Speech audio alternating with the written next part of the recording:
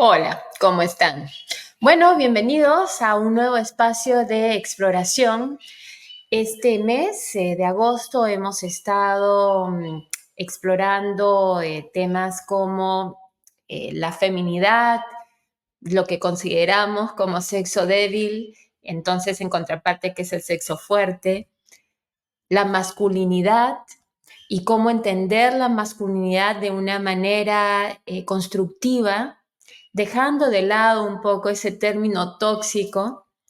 Y bueno, creo que después de haber visto el yin y el yang, después de haber visto lo importante que es la fragilidad y la fortaleza y cómo las entendemos, etcétera, hoy era importante de alguna manera integrar o tener una mirada integral alrededor del individuo. Y para eso pensé que una manera de comenzar a entender cómo es que hay diferentes componentes, hay diferentes matices, diferentes factores que van creando nuestra identidad, quiénes somos, cómo nos vemos y qué oportunidades tenemos en la vida, qué opciones tenemos en la vida, entre otras cosas, era discutir un poco o compartir con ustedes, explorar un poco un término que es el término de interseccionalidad. Y la interseccionalidad en realidad de lo que habla es de nuestro lugar en el universo, de cómo ser conscientes de el lugar que ocupamos dentro de nuestra sociedad, dentro de las ideas que existen en nuestra cultura, en nuestro entorno, de lo que es normal, de lo que es ideal, de lo que es mejor, de lo que es peor, va formando nuestras vidas a veces sin que nos demos cuenta. Y lo importante que es tomar conciencia de eso. Ahora, ¿qué determina precisamente nuestro posicionamiento en el universo? Bueno, es una combinación de factores, una combinación única en realidad que va a expresarse en cada individuo. Entonces hay factores, por ejemplo, como las decisiones que tomamos y que nos llevaron por un camino y no por el otro, las habilidades que hemos ido construyendo o que incluso tenemos simplemente por una cuestión de dote natural, que nos sale natural tener ciertas habilidades, ya sea en el arte, ya sea en el raciocinio, en distintos aspectos de nuestra vida. Pero también entran a tallar cuestiones circunstanciales, por ejemplo, cuestiones que a veces le decimos suerte, dónde nacemos, en qué familia nos tocó crecer, nuestra posición socioeconómica. Nosotros no nacemos predeterminados a formar parte de un nivel socioeconómico versus otro. Es de alguna manera una cuestión de suerte. Es una cuestión que no hemos necesariamente planificado. Simplemente nos toca nacer donde nos toca nacer. Nos toca crecer, criarnos donde nos toca crecer, criarnos. Nuestro entorno es circunstancial. Nadie podría decir que una persona mereció nacer con millones versus otra que supuestamente mereció nacer en la pobreza. Es circunstancial.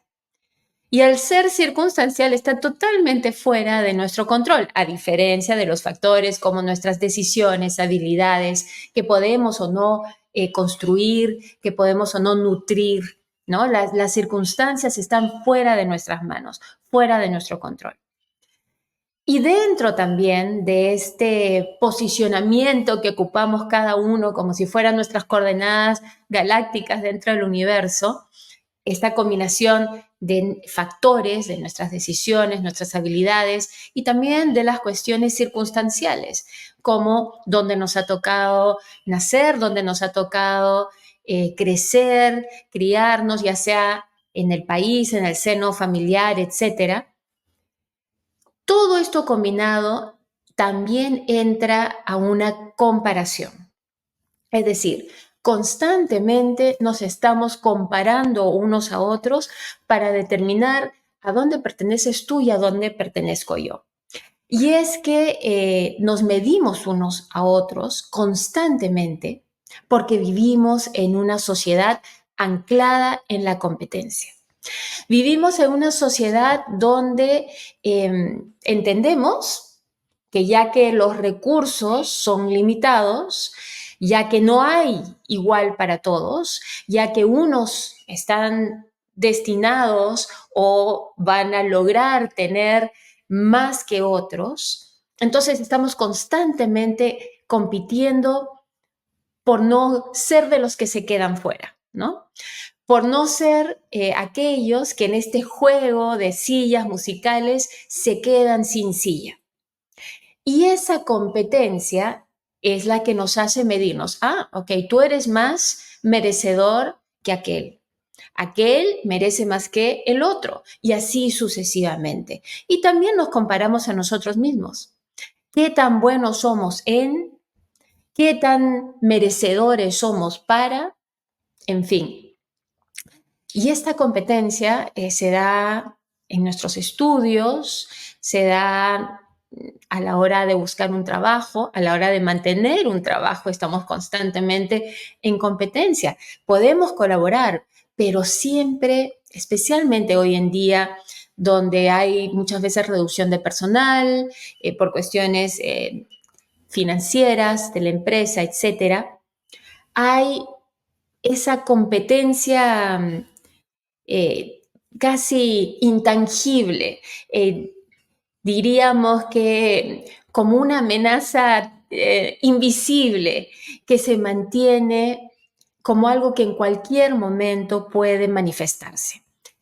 Obviamente competimos por oportunidades incluso a la hora de buscar y conseguir pareja. Nuestra sociedad y nuestra cultura está creada, ideada, funciona alrededor de una competencia constante. Y sí, puede ser agotador. Y definitivamente podemos escoger no competir. Pero hoy por hoy, en este momento, decidir no competir es salir del juego. Y eso también tiene sus consecuencias. Entonces, la pregunta es, si esta competencia, ya que estamos en una competencia prácticamente inevitable, si queremos formar parte de la sociedad, si esta competencia es justa. Y bueno, esa fue la pregunta que en su momento se hizo una abogada en Estados Unidos, Kimberly Crenshaw. Y ella en 2016 planteó que en los casos judiciales que ella veía, no solamente debía de considerarse los hechos así registrados, oficiales, que determinaban el futuro de una persona, fuera considerada culpable o no, y además qué tipo de condena se le iba a dar, etcétera, sino que tenía que considerarse ese cúmulo, esa combinación circunstancial, de factores circunstanciales o incluso de las oportunidades que había tenido dentro de la sociedad, etcétera, etcétera, y que cada uno de esos factores, no solamente circunstanciales, sino que además que formaban parte de su identidad, iban a formar una intersección para determinar si estaba, digamos que, compitiendo a perdedor o a ganador. Y que eso tenía que considerarse a la hora que veíamos las dinámicas, no solamente judiciales, sino también sociales. Por supuesto, esto se da en Estados Unidos, además, en una época donde ha habido y continúa habiendo una discusión bastante seria y extendida alrededor de cómo afecta factores como la raza, por ejemplo, a la hora de juzgar a la persona que tenemos enfrente.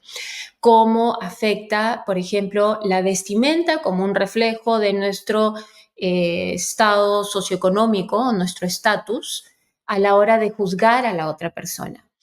¿Qué tanto beneficio de la duda le damos a una persona dependiendo de su raza, dependiendo de su género, dependiendo de cómo se presenta, dependiendo incluso de qué tan normal la vemos, por ejemplo, en su funcionamiento mental, psicológico, etcétera? Y ahí es que surge esta idea de la interseccionalidad.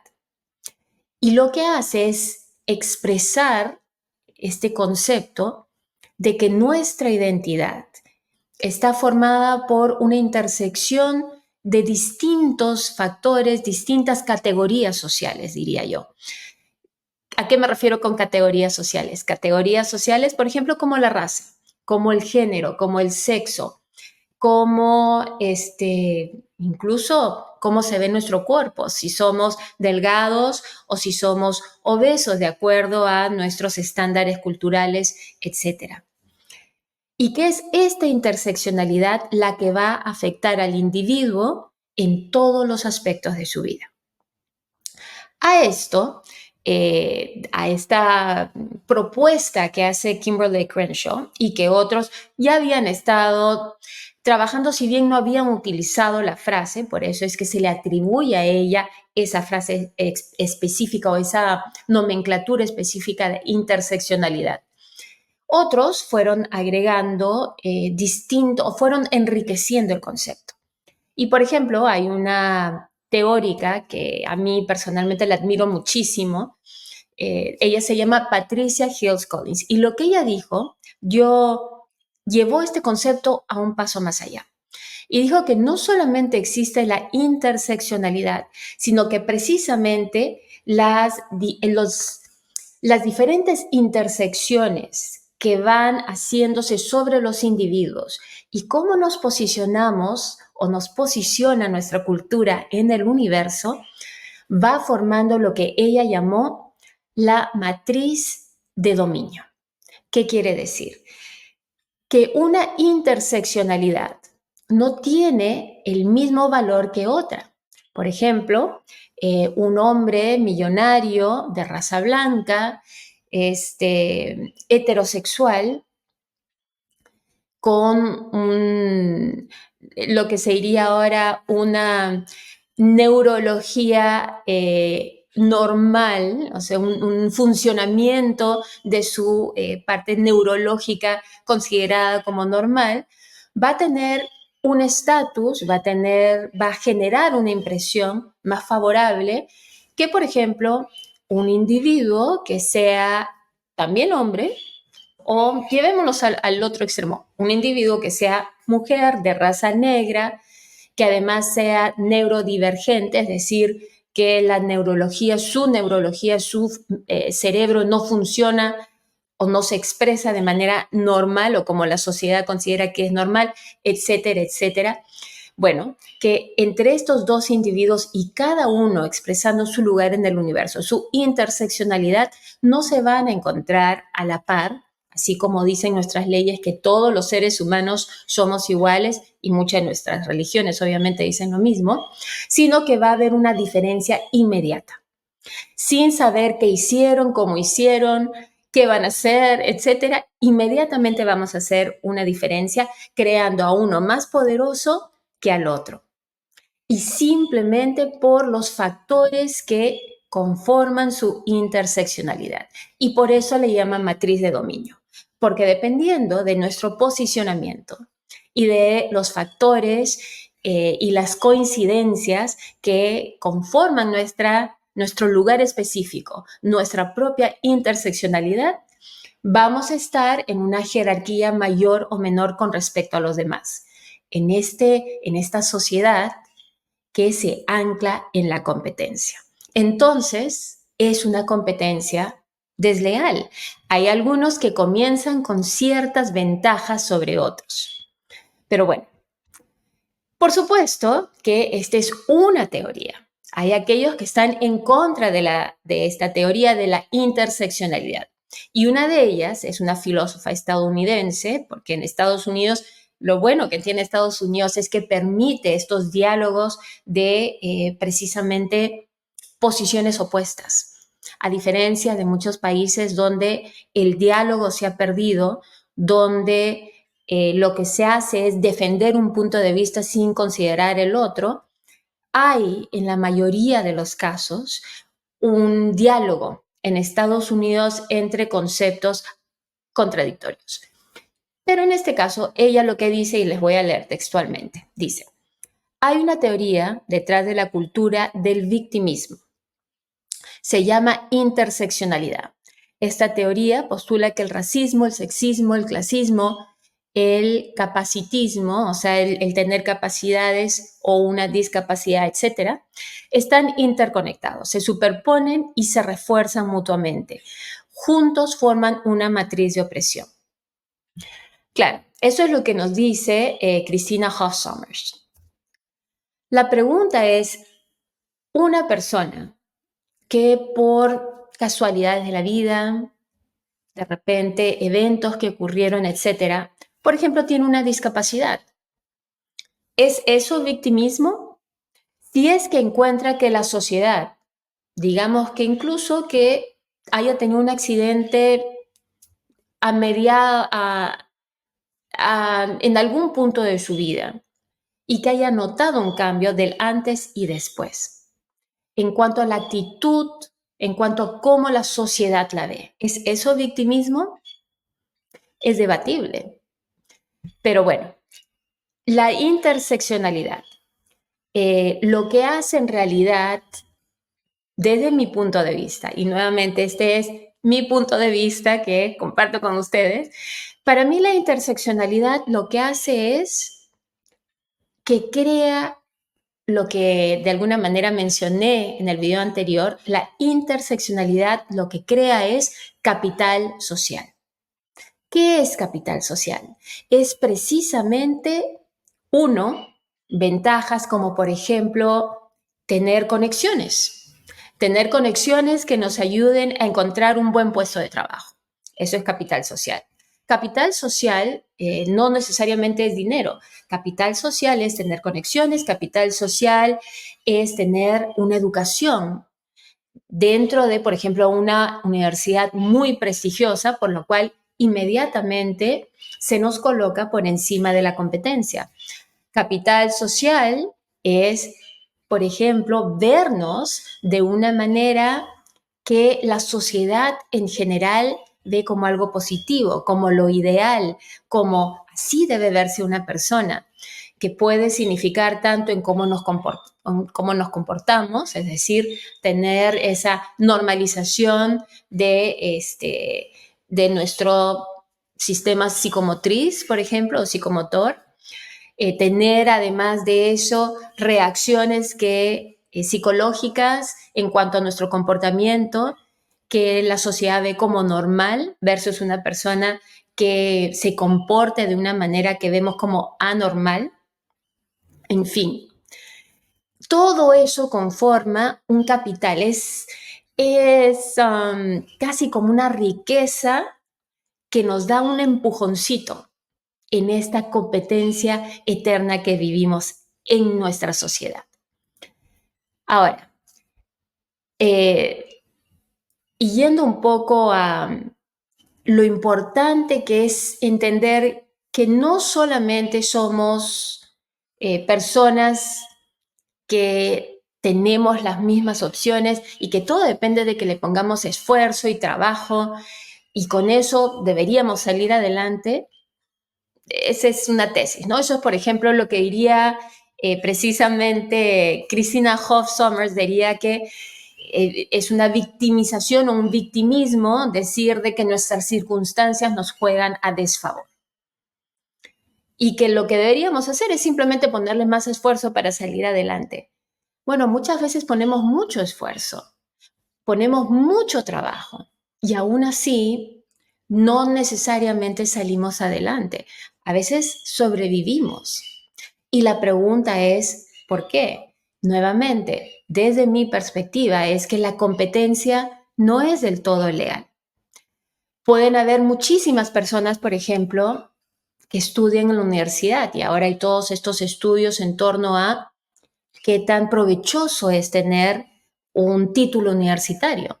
Bueno, hay muchísimos jóvenes, muchísimas personas, a veces no tan jóvenes, que van a la universidad, estudian, sacan su título y de pronto descubren que la universidad a la que pudieron acceder no los posiciona al mismo nivel que una persona que pudo pagarse una universidad más cara, una universidad de más prestigio, etc. Y entonces ahí el esfuerzo quizás fue igual. Ambos estudiaron lo más que pudieron, ambos se esforzaron en sus cursos lo más que pudieron, ambos lograron un título. Y sin embargo, ya hay una diferencia en la competencia. Hay una diferencia en el cómo se les ve.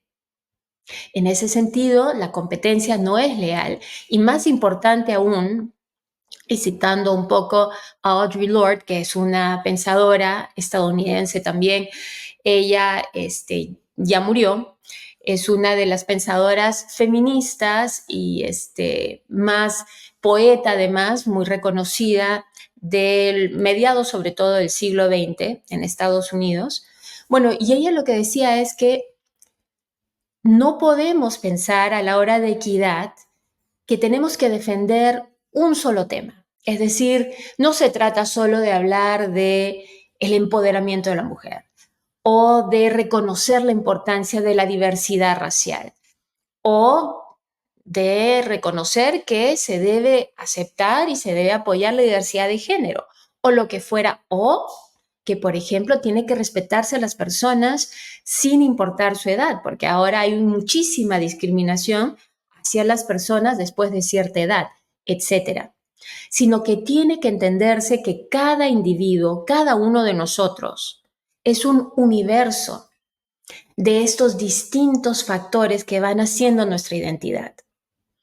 Y que decir que, por ejemplo, me voy a empoderar como mujer no es suficiente si no tomo en cuenta también otros factores como son mi edad, mi nivel socioeconómico, etc.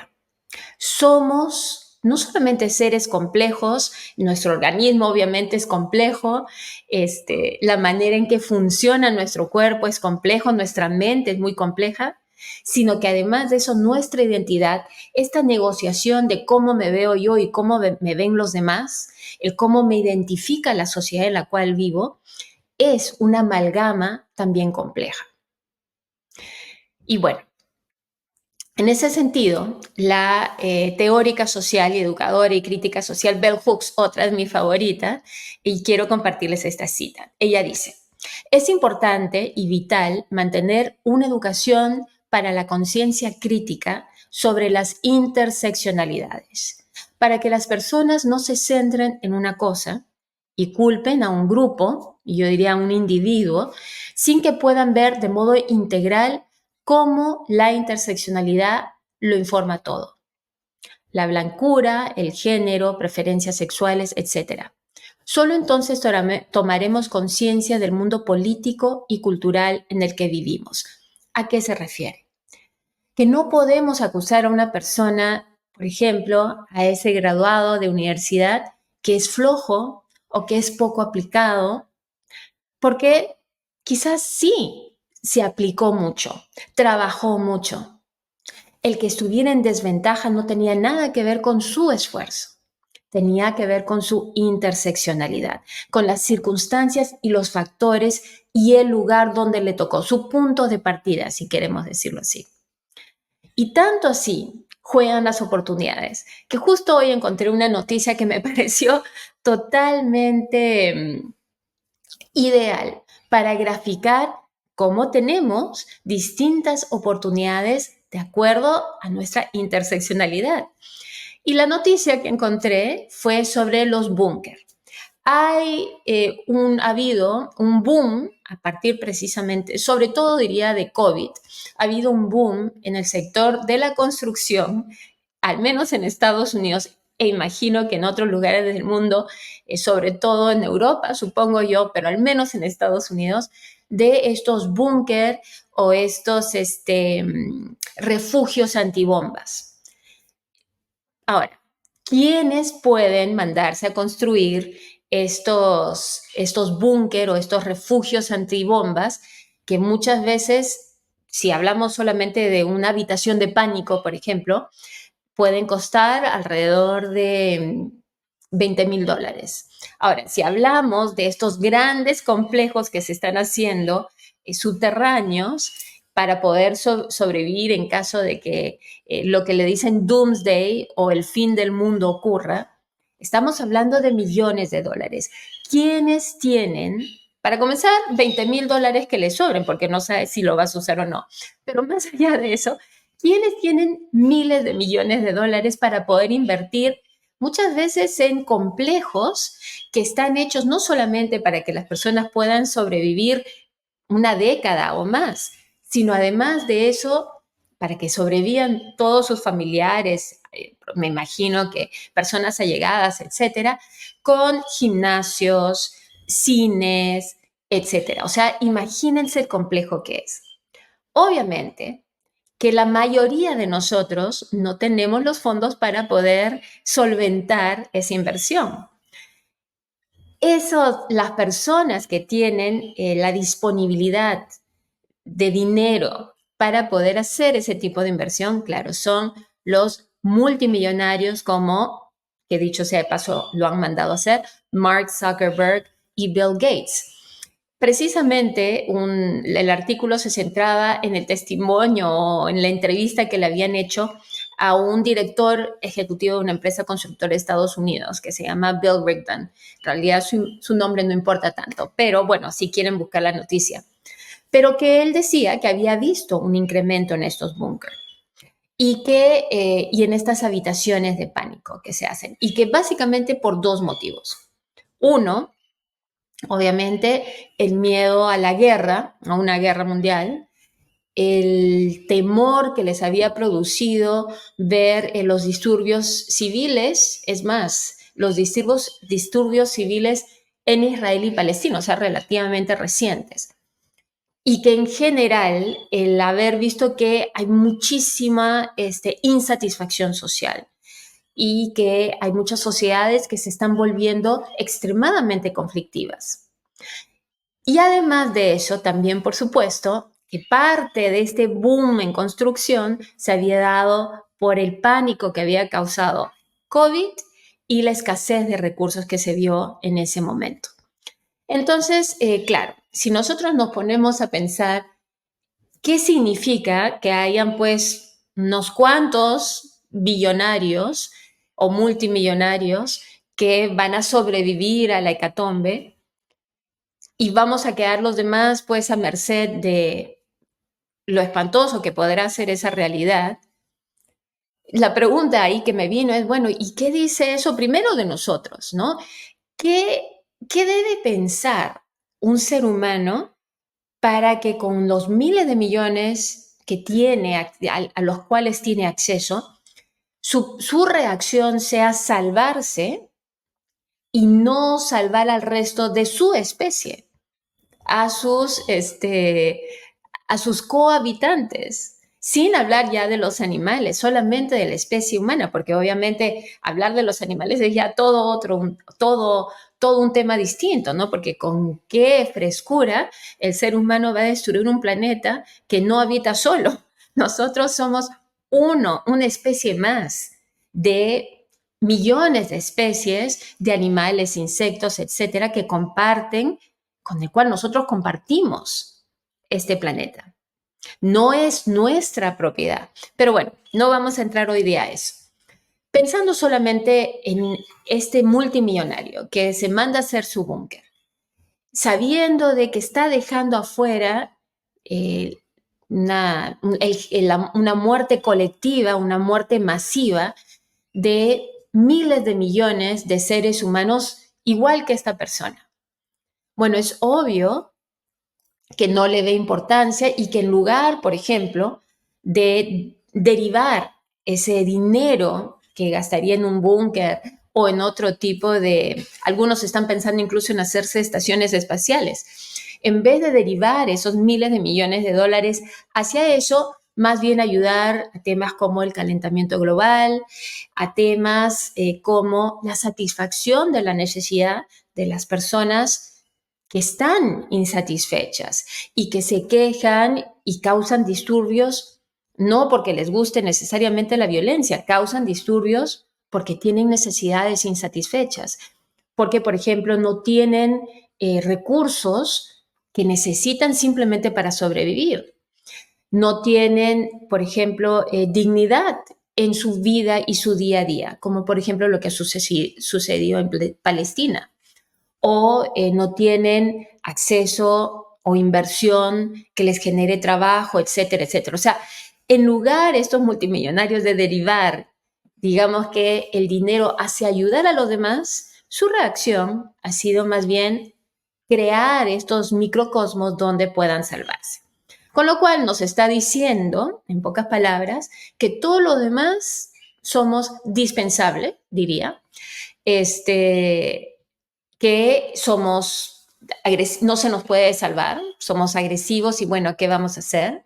Somos seres horribles, supongo yo, no amerita tratar de salvarnos, pero en realidad creo que si bien es displicente, ¿no? Es displicente, perdón, su actitud hacia el resto de la humanidad.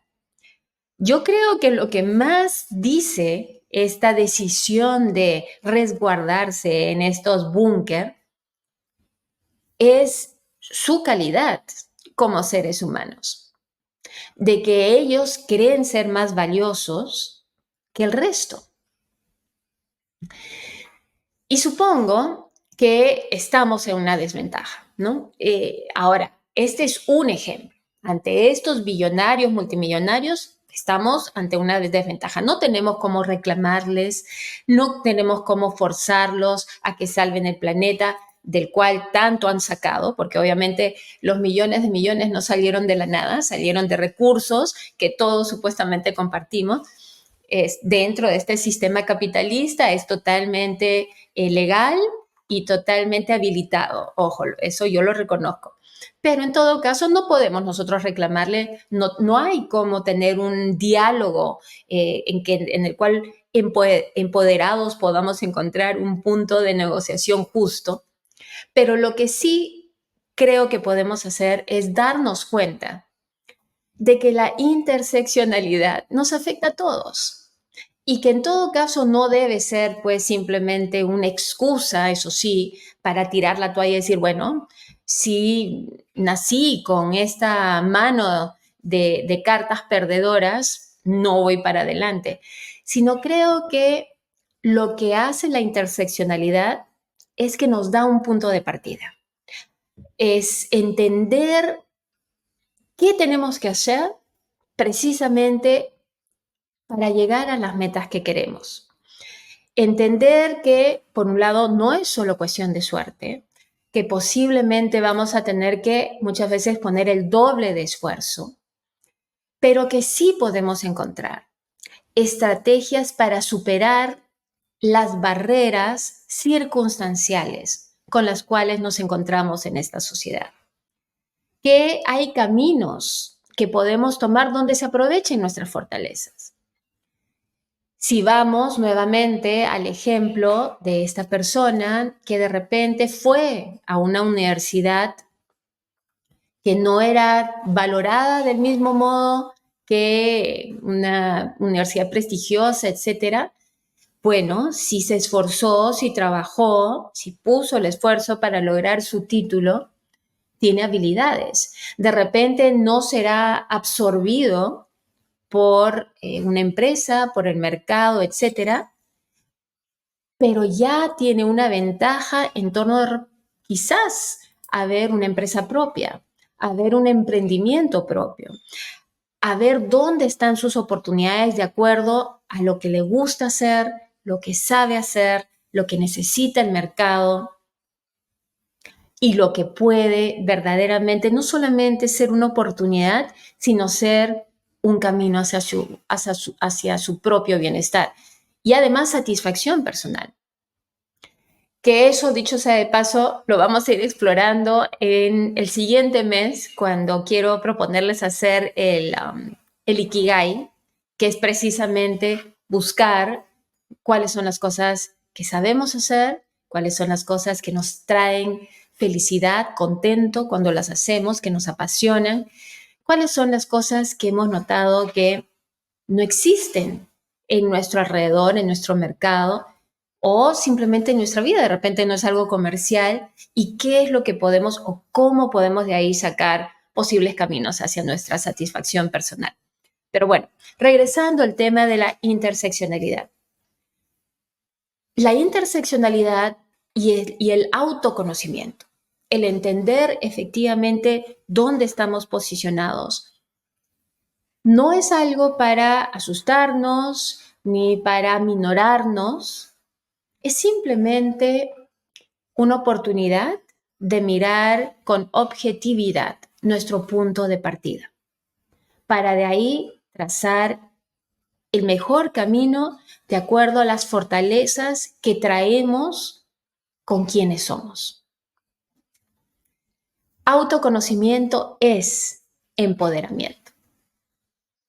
Entonces, creo que todos tenemos el derecho y tenemos que recordarnos que tenemos el derecho de decidir en qué tipo de planeta queremos vivir, qué tipo de vida queremos tener, qué tipo de sociedad queremos construir y a quiénes les damos la potestad para liderarnos y cuándo es el momento de nosotros convertirnos en los líderes que necesitamos para llevar al grupo entero con solidaridad, entendiendo que todos dependemos unos de otros hacia un mejor futuro. Bueno, aquí termino nuestra exploración de hoy. Espero que la hayan encontrado interesante.